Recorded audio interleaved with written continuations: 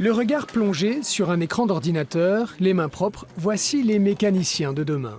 En plein diagnostic de panne, d'injection. Ces voitures données par des constructeurs sont leurs outils de formation. Elles communiquent leurs données. Elles sont de la dernière génération. Et on a conscience qu'il y a quand même beaucoup de matériel. Il y a de l'argent derrière tout ça. Ça se voit et ça se sent. Ça fait du bien? Ouais, c'est plutôt agréable de savoir qu'il y a du matériel qui est mis en œuvre pour nous aider à progresser. Près de 14 millions d'euros ont été investis ici par l'État, la région et la profession dans le centre de formation pour apprentis de l'Érié, de renommée nationale. Il est en passe de devenir un véritable pôle d'excellence automobile. On a plusieurs plateaux techniques, bien entendu ici. On a 8000 m² d'espace de formation aujourd'hui.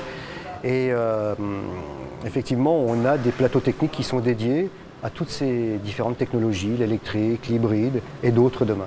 Des véhicules flambant neufs qui attendent d'être désossés pour livrer tous leurs secrets. 100% électriques ou hybrides, ils demandent des connaissances techniques très particulières. Elles valent de l'or sur le marché de l'emploi. C'est vraiment une force sur le marché du travail aujourd'hui en tant que technicien d'avoir cette formation pour les véhicules électriques. Et ça permet d'avoir une employabilité qui est de quasiment de 100% sur des postes bac. Et cette nouvelle technologie fait briller les yeux des mécanos. C'est l'avenir et puis ça peut être encore évolué. Depuis le temps que le moteur essence existe, l'évolution a été juste énorme. Donc là, on est juste au début de l'électrique, l'évolution sera énorme aussi. Des jeunes qui ont le sentiment rare d'être au bon endroit, au bon moment.